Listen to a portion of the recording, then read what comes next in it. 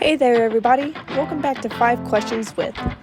Last week we had some amazing guests on the show, and boy, did we deep dive into their worlds. But here's the best part. We also uncovered their fun and playful sides. Our host, Scott Fullerton, has a treat for you today. You see, 5 Questions isn't just about serious stuff. We like to keep it light and quirky too. We ask questions that let our guests show their wonderfully unique and playful sides. Imagine this. What would they do if they woke up as a squirrel one day? Or what's their favorite ice cream flavor that describes their personality? It's all about bringing out their hidden quirks and having a blast along the way. We believe that even the most successful and accomplished individuals have a fun side, and we're here to celebrate that. So get ready to witness the fun and playful side of our extraordinary guests. You'll laugh, you'll smile, and you might just discover a thing or two about them that you never knew. So sit back, grab a drink, and get ready for the show. All righty, guys. If it's Tuesday, it's time for another 5 Questions With right here on the Left of Straight show. I'm so excited to have back from our interview last week. James Duke Mason is here. Duke was a fantastic interview last week. If you missed it, be sure to check out the link below there. We talked all about his Duke downloads, his writings and musings, and some excellent guests he's had on Instagram Live. Duke, thanks for coming back on the show. I appreciate it, my friend. Happy to be here. You ready to play a little 5 questions? Excited. Let's do it. All right. Question number 1. We talked about in your interview that I think you're just so great to all your friends. You have these great friendships that you share online. If you were to pick any fictional character to be friends with, who would you Wow. want to be your best friend? Oh God, that's a tough one. Fictional character. How about? Oh my God. Which is a really weird one.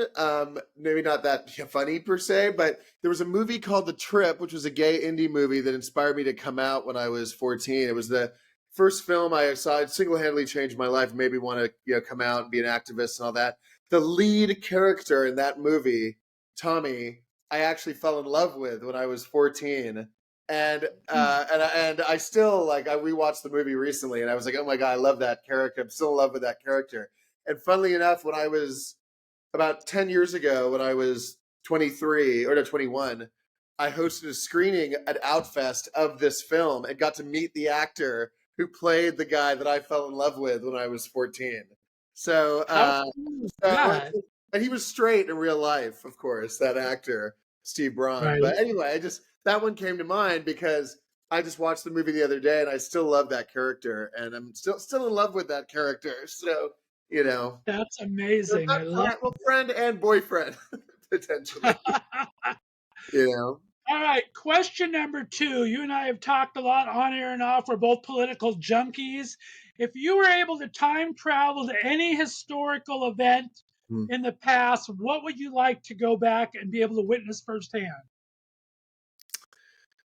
I really would love to go back to 1984 and be at the Olympics in LA in the summer of 1984 because I really think LA and just the 80s in general, but mid 80s in Los Angeles with Carson and the Olympics and it just and my obviously my mom was the Go-Go's were in LA that summer. They had a show at the Greek.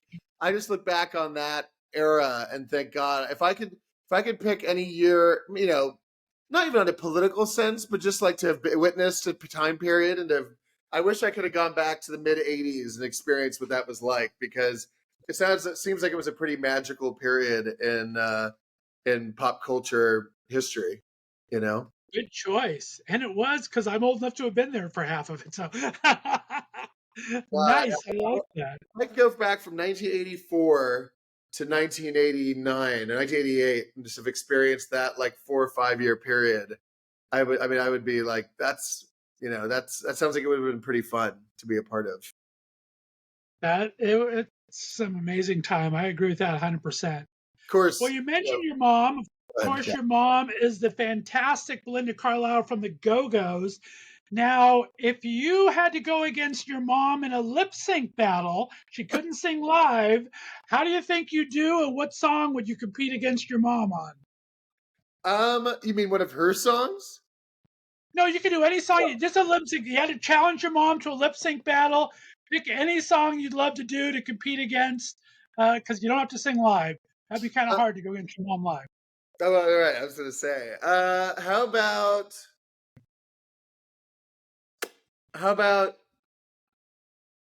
Hit Me Baby One More Time, Britney Spears? I love it. That's hilarious. Would you That, have the knives? Would you have the oh knives? my God, that was so frightening. Jesus, video. I mean, Poor that, Brittany. She has such poor good thing. weeks, and then she just blows it all away. I just feel so bad for No, her. me too. Me too. Oh my goodness. All right, question number 4. I forgot what it was. Let's see. There we go. Okay. Um, what is maybe the weirdest or most unusual talent you possess that nobody knows about? Mm. I uh I would say, I mean, even though I don't play a good musical instrument, I don't play a musical instrument. I'm not a good singer.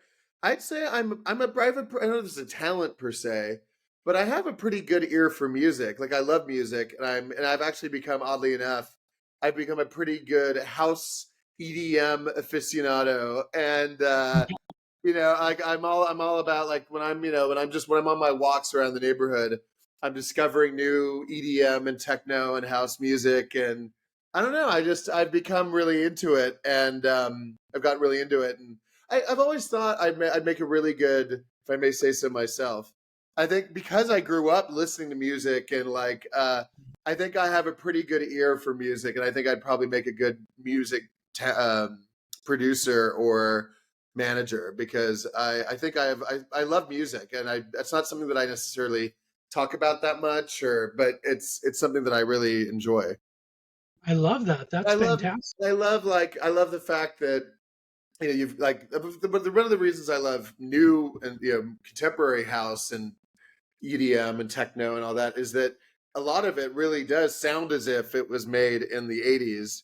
And of course, I love, like, I got to see one of my favorite shows ever. I got to go see Pet Shop Boys: A New Order at the Hollywood Bowl, and double billing. And to me, like, the reason I love that stuff is it sounds. I mean, it sounds a lot like. I mean, it basically inspired a lot of the house music that you hear now. So I just love that whole, like, sort of electronic genre, I'd say. That's awesome. And off topic, I mean, of course, you saw your mom at the Greek, but the Hollywood Bowl had an amazing season this summer. There was great people there, like every other day, I think. Yeah, it was pretty impressive. I was like, wow, it was pretty I was impressive. impressed. I Yeah. was wishing I was back there, that's for sure. All right, question number 5, Duke. We talked about you bringing Duke Download back, which is where you're doing some amazing live interviews with friends and acquaintances there. Who are 3 people that may have passed that you would have loved to have been able to talk to and bring on a Duke's Download? Say it one more time. 3 people. 3 people that have passed on that aren't here anymore that would be really interesting people that you'd love to have talked to. Harvey Milk, um, Larry Kramer, who was wrote The Normal Heart, and I actually got to meet one of the great gay rights activists, and I got to meet him when I was 18, but sadly he passed away a few years ago. Third, oh God, I guess because the first 2 are kind of political. Let me see. I'd love to have, God. Wow. You know what? This is a weird one. I guess another politician, but in contrast to the first 2, I would love to talk to Ronald Reagan, because I think as someone whose dad worked for Reagan in the White House, and I've talked to my dad a lot because obviously, it's always been kind of a weird thing for me, knowing, like, having the experience of being a young gay man and a gay rights activist, and with my dad's and my family history of knowing the Reagans and all that. I would be interested to ask him about, not that it makes it better, that whether it was done maliciously or not. I mean, he obviously failed miserably on that issue of AIDS and all that, but I'd be interested to be able to talk to him and ask him, why he did things the way he did, and also, quick, interesting tidbit.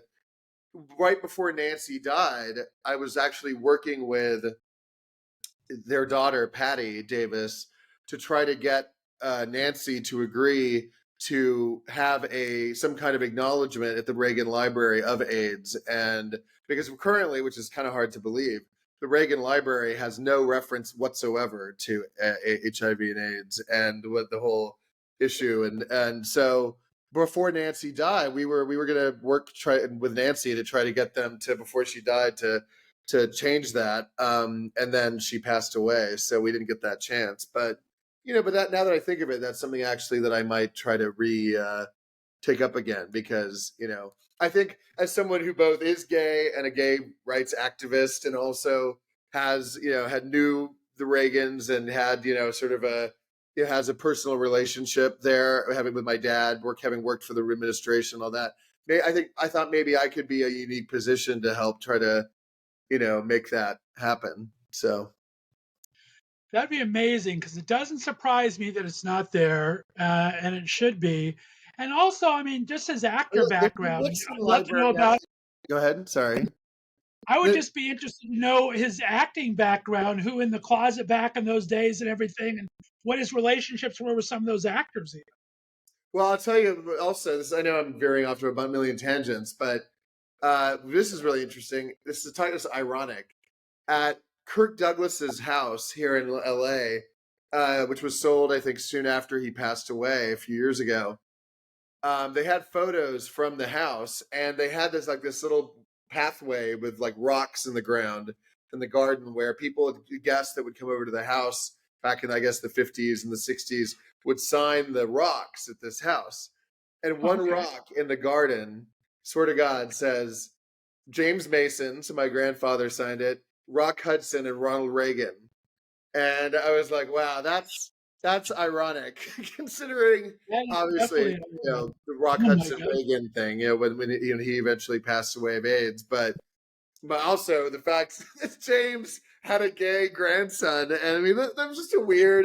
And then my dad working for Reagan, it was just a weird very random, weird coincidence that. But oh my God, I could imagine. That's a great story. Party. I don't know if that means they were all at the same party, or I don't know what that means, but I guess maybe they signed it at different times. Anyway, just another random tidbit of information.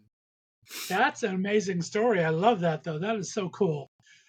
Well, Duke Mason, you made it through 5 questions. Thanks so much. Be sure to let everyone know where they can find your Substack, so they can find some of these great writings that you have, and where they can find you on Instagram for when the interviews come back. Instagram.com/James Duke Mason and jamesdukemason.substack.com. Fantastic. Stay on the line for me, Duke. Guys, this was another 5 questions with, because if it's Tuesday, it's always time for 5 questions. Check out my full interview with Duke down below there from last week. We had a great chat. We'll talk to y'all next Tuesday, because if it is Tuesday, it is 5 questions with. Bye. All right, everyone. If it's Tuesday, it's time for 5 questions with. Back on the show today with a very handsome couple, right? The Amazing Race Season 35. We have Joe Moskowitz and Ian Todd with us. Guys, welcome back to the show. How we doing? What's up, Scott? I am so tongue-tied. I just broke out of prison. I can't speak. It's just been decades in solitary confinement.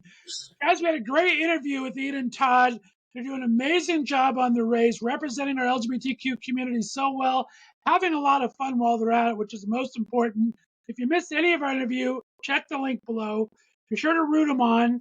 Guys, I'm so much fun following along. You guys ready to play little 5 questions? Let's do it. Do it. All right. Question number 1. You've now been around the world on an amazing race. We didn't talk about it in the interview. Where is this honeymoon going to be? And what's the most adventurous thing you plan on doing on the honeymoon, besides the bomb chicka bomb bomb? Where's the honeymoon? You know where. I'm gonna say it's gonna be somewhere in Africa on safari. Yeah. It's been on my bucket list, Scott, for years. He's been on one. I've yet to go on one. And we've been doing a lot of trips for Joe these past 5 years. So we're going to cross something off my list for the honeymoon, and that's going to be a safari. Yeah, we also watch a lot of nature shows. And so we love watching like the giant animals and all the kill scenes and all of it. So I think Africa would be a really, really awesome place for us to do this honeymoon. That'll be amazing. You guys are such adventurers. I will barely make it to Disney World, the African part. Good on you for that. All right, question number 2. You're traveling around the world. You're depending on each other. What's maybe the weirdest piece of trivia you learned about the other during the race, either through maybe an interview you guys had to do or just something that came up along the race? Anything new you learned about each other? That's a great question. I learned that Joe's actually weirdly good at memorializing like notes, which I didn't know. Because at the end of every Amazing Race, the last challenge of every Amazing Race, the final 3 contestants need to complete a task of some sort of fun fact about every location they've been. And that's chosen by the producers, obviously. But part of preparing for that event is taking notes on all of the legs of the trip. And Joe's really good at that. And I know that. Amazing. I picked up that you are a little more of a risk taker than I had you for. Wow. Because shady. No, you're just very calculated and you're type A and you plan things out. But, we ripped open an envelope in Thailand that said, "Who has a green thumb?" Right? And all the people that know us, they would say that's me. No questions asked, but you right away, you were like, "I want this one. I feel it. I want it. Let's do it." And he did. And it was the lotus flowers. Yeah. That's awesome. I mean, I just am so impressed watching. Like I said, we're filming this just 2 episodes in, but I mean, I would have been stuck on that first leg. I'm afraid of heights. How did you get across that damn tightrope? Not a problem. The heights are not a problem for me. They are for me, Scott. We discussed that before the race. So anything with heights, Oh default. my goodness. And I think it said something like, "Who wants to be above it all?" So real quick, I knew it was going to be something up in the air, and that was me. Honestly, I flew across that thing, I will say. You did, and I don't even like those drone shots. They were getting me dizzy, so good on you for that. Then I came to a screeching halt at the word scramble. So I don't think anyone did good on that, so you're fine there. All right, question number 3. You've been on a fantastic adventure survival reality show. If you had only 4 choices for your next survival show, would it be a dancing competition, a singing competition, a craft competition, or a foodie competition? And who would do better?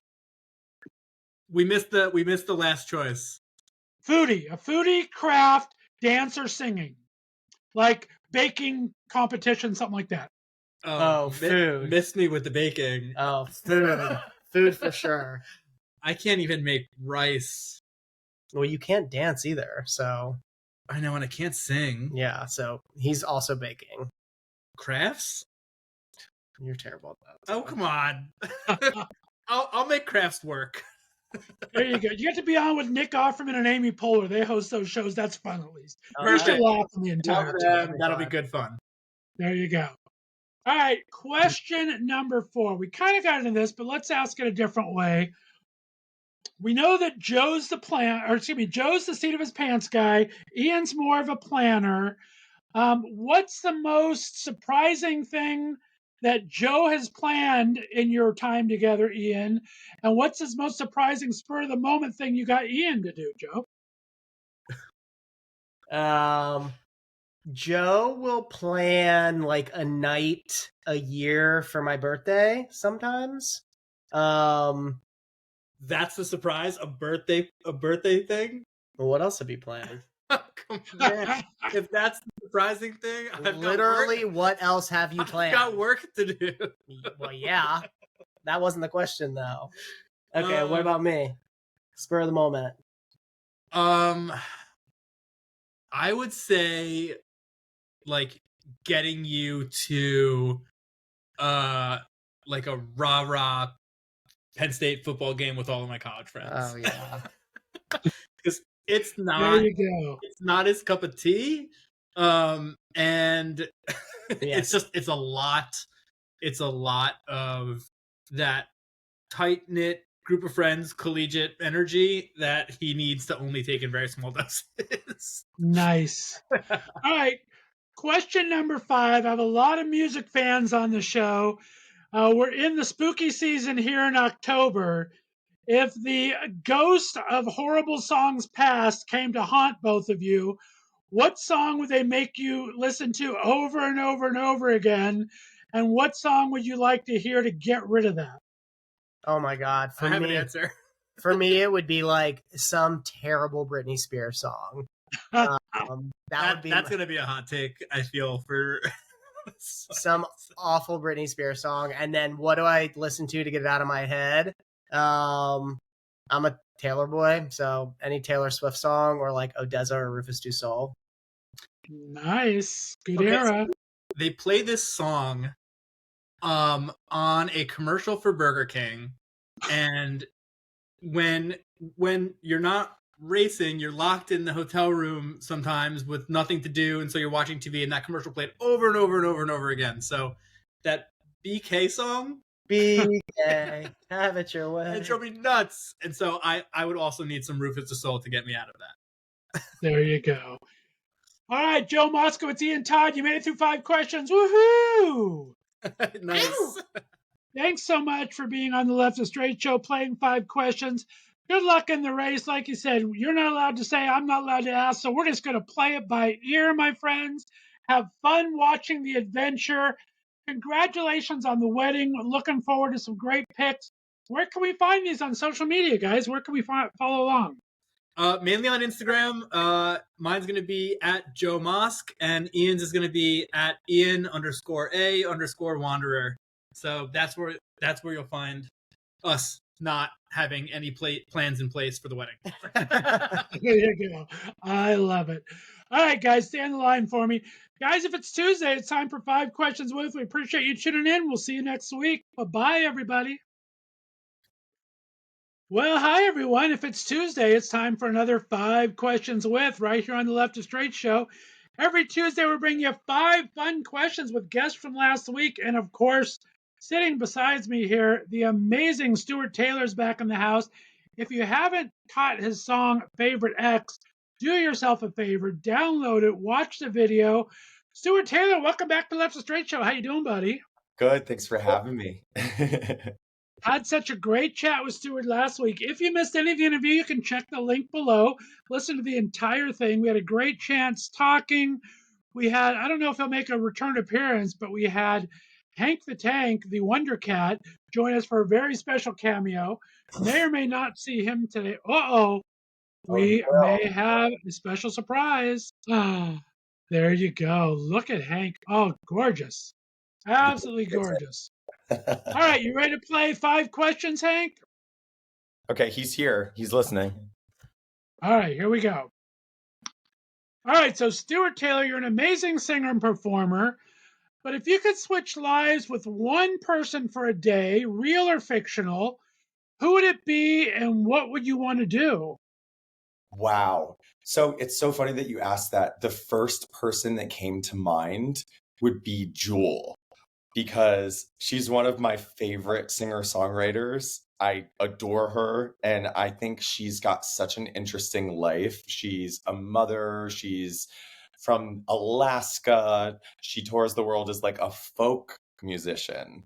And I think it'd be really interesting to swap lives with her and be this singer-songwriter folk artist for just like a day. I think that'd be so interesting. You'd think I'd say like, oh, I'd want to change lives with this person who has a completely different career than I do. But like, I know she's still a musician, but it would be interesting to be in Jules' shoes for a day. That would be. I think that's a great, and you never want to spend too much time in someone's shoes, right? Like you shouldn't always meet your idols and shouldn't always spend too much time in their shoes. So that would be an amazing day to experience that. I love that. All right, question number 2. I've had a lot of people on from American Idol and The Voice recently. I think we talked about in your first interview back in the day when you had the opportunity for those. They always said too theatrical before the code word for gay, right? Before now they want to have a gay character and all these things. But talk about if you were go on a reality show now, but it wasn't singing, what would you like it to be? Would you like it to be a dance competition, a foodie competition, a crafty competition? Talk about favorite X, maybe a dating competition. You What would know be what? fun and how would you do? I would actually want to do a dance competition. I've always looked at like Dancing with the Stars and thought, ooh, if I could do that one day, I would 110% do that. I actually rehearse in some of the same spaces, Third Street Dance in West Hollywood, which is where they often rehearse for the show. So I think that would be incredible one day.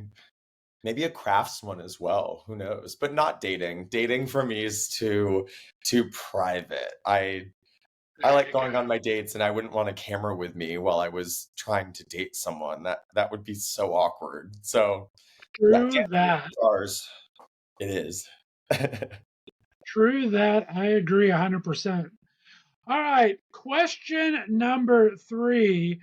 Um, we talked, we have these fantastic portraits behind you. Freddie Mercury, one of my all time favorites. Prince, just a legend, of course.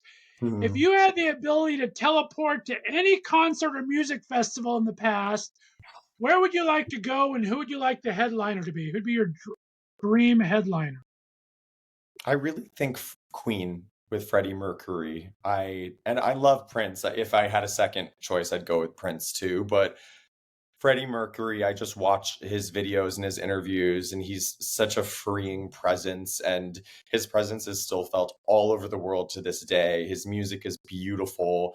Anytime I'm like, is this look too much? Is this too much? I'm like, well, Freddie's killing it over there in his bodysuit, and he was so adventurous. Like he inspired me, just like David Bowie did, to embrace my weird and embrace my theatricality and embrace my flamboyant side. And that's been the most freeing thing for me. And I want to be able to give that gift back as well to people watching what I'm doing. I want people to dress up when they go to my shows. I want people to feel like they can bust out all of the cool outfits or the crazy outfits and just express themselves that way. And Freddie was just an incredible performer. So if I could see anyone, it would be him. Agreed. Great answer. All right, question number 4. We actually hit on this accidentally in your interview. So, like I said, people can find this below. But what's the most unusual place or maybe strangest inspiration you've ever had when you got to write a song? Wow. Well, as I said before, I think the strangest place is my dreams. I said this in our earlier interview. Literally having songs and lyrics come to me in my dreams. It's been happening more frequently now in the past couple months. And I've always kind of like sung in my dreams or maybe even talked in my sleep or things like that, according to my mom, which is very embarrassing. But yeah, writing songs in my dreams is actually kind of a new thing. And now I'm actually getting some really cool hooks out of that. Or I'll go to back to sleep, wake up, write more lyrics, go back to sleep, have the song develop in my dreams. It's so strange, but when the muse wants you to write it, they're going to find a way to break through any way they can. And now it's happening in my dreams. That is awesome. I love that. Very, very cool. All right, question number 5, Stuart. Um, last week when we had your interview was the last week of spooky season. Had a lot of fun spooky guests on the show. We're now getting into Thanksgiving and Christmas, of course. So, if you were to have the ghost of horrible songs past come and haunt you, what song would you hate for them to play for you over and over and over again? And what's maybe a current song you're listening now that would clean the palate and get you back happy again? Oh gosh. So if they were playing like one of my older demos from when I was a teenager writing, oh my gosh. Yeah, I wrote some bad songs in my teens. There were some good ones, there were some bad ones. Yeah, so like any song of mine from when I was a teenager trying to find my voice, oh my gosh, if they played that on repeat, I'd be like, hell no. Something I'm cleaning my palette with now would be Z Machine's The Radio, which just came out, and it's fantastic. I called him because he always sends me his songs before they actually come out, and I send him mine. He's one of my best friends, and I love him. But I heard that, and I called him and was like, "This is your best song that you've ever written, ever will release. Or ever will release up to now. It's so good." And so that cleans my palette with any bad songs in the mix. He's great. There you go. Good choices. And you didn't throw anyone under the bus. You threw yourself under the bus. Very impressive. I'll throw myself under the like bus before I throw someone else under the bus.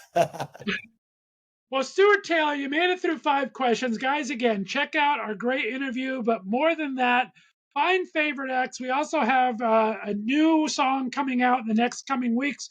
We teased about. You can find about that in our interview. But if they want to keep following along, where can they find your website? Where can they find you on social media, my friend? StewartTaylorOfficial.com. And God, this is so LA.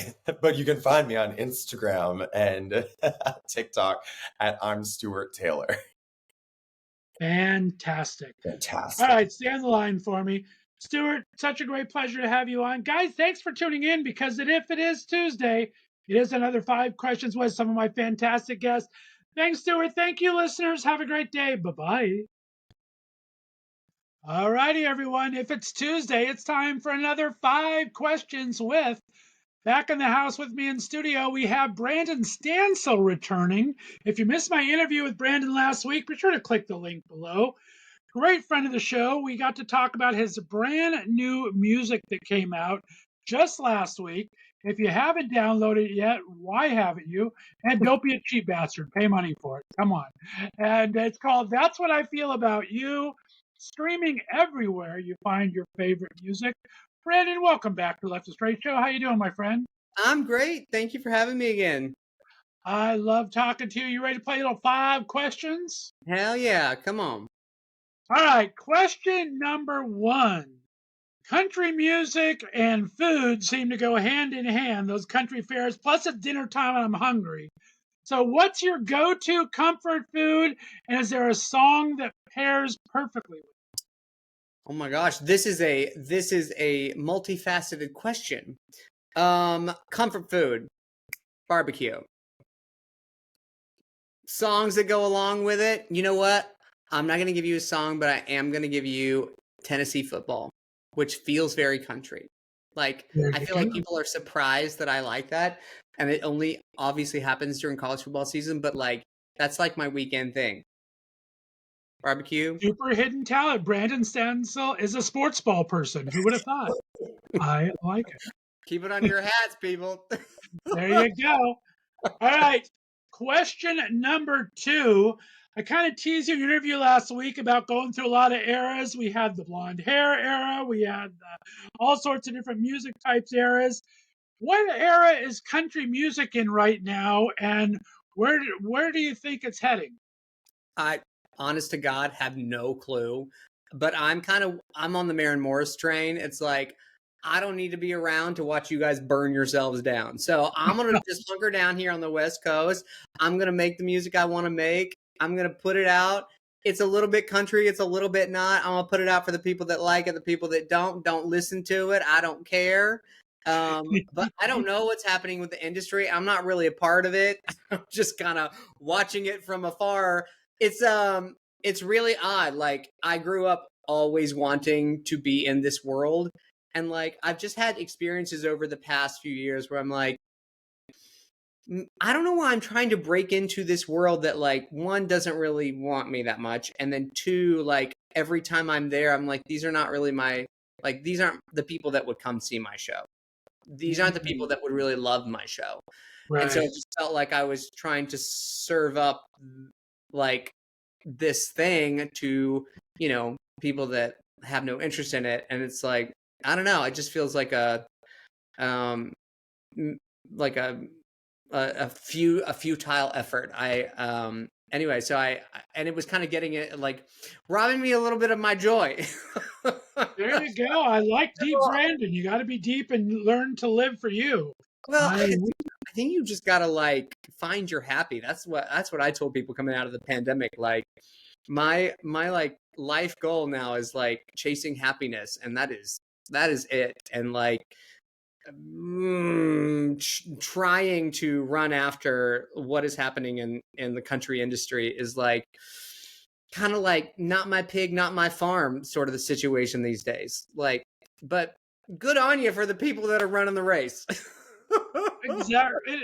It happens in every industry too. I just had Garrett Clayton on the other day from Team Beat Movie and all these other things. He's doing a play up not too far from me.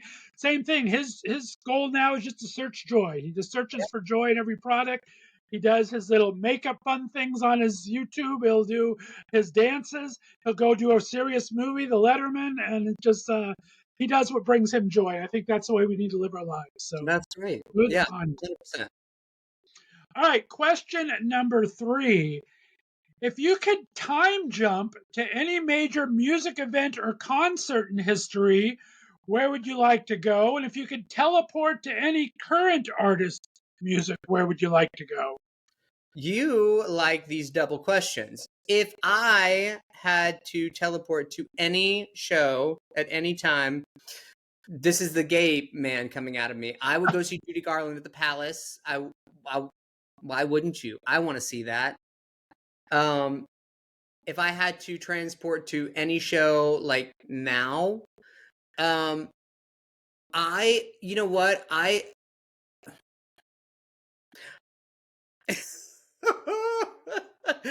don't know.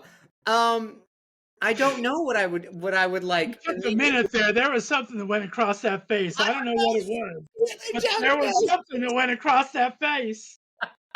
I don't know. We're gonna have to table that. I don't know whose show I would run to. It was a 2-parter. I'll let you just answer one of them. That's fine. Well, I will say that the last time that I was like that I had been to a show and I was like, oh my god, I'm a fan. Like, because I of course I love music, but like I don't always feel the need to see live music. I don't know why. I've kind of always been that way. But maybe like 2016 or so, some friends here in LA introduced me to Years and Years, and I immediately loved them. And then I went and saw them when they played here in LA, and that was the first time in a long time where I was like, oh, I'm a fan of this band. I'm a fan. That's awesome. Yeah, so it was fun. So I haven't seen them since then, so I would love to see them again. I'm going to try an experiment. It may or may not work. Do you have your phone with you? I don't. I'm trying to think. Oh, it's charging in the other room. Do I need to go get it? Go get your phone. I want to try something. Okay. All right. Question number 4 for you, Brandon. Country songs often have interesting titles, come from unexpected, true life situations. Look at your last text to your bestie and tell me how it would make a good country song. My last text to my bestie. Okay, so last text is going to my buddy Trent. And this has to be turned into a country song. Yes. Okay, so he this is tough. So he's working on a horror film in Dublin, and he sent me this picture. Nice. Body. And he says, thinking of you. That's the kind of friend to have. I like those friends. So if I had to turn that into a country song, I'd probably say, like, I don't know. You're a terrible friend. There you go. Death in the Holler. Yeah. Oh my god. New fun. All right, that was a fun experiment. I like that. I just like that we got the video for it. That's amazing. All right, and question number 5. It is spooky season. We're playing this in October. Your new music just dropped. If the ghost of horrible songs past came to haunt you, what song or jingle would get stuck in your head that you would hate And what song would you play to get it out of your mind? Oh my God. So It's My Party is probably my least favorite song ever. Is it Leslie Gore? She sang that song. I hate that song. I hate that song. I don't know why. I really hate that song. Like inexplicably, and have since I was a child. All right, it's been haunting you, and now you need to play a song to get rid of it. What washes it away? I'm going with, look at this. I got her in the background here. I'm going with Amy Grant's Baby Baby. Nice. That's a good one. That'll help clear the palate. Yeah. All right, Brandon Stansell, you made it through 5 questions. Woohoo! Thank you, my friend. Remind everyone where they can find you. Give them your website and your social media, and they can find your music just about everywhere these days. Yeah, BrandonStansell.com. Go check out the new song, the new video. It's all up there. I hope you love it. Absolutely beautiful. Stay in the line for me, Brandon. Guys, that was another 5 Questions With right here in the Left of Straight Show. We'll be back next Tuesday with a brand new set of questions for our favorite people on the show. Have a great weekend, everyone. Bye-bye.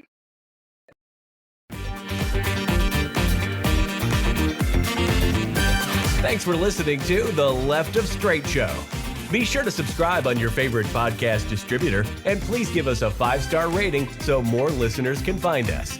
You can follow us on social media, and be sure to check out our website, www.leftofstraightradio.com, for contests and other news and information. See you next week.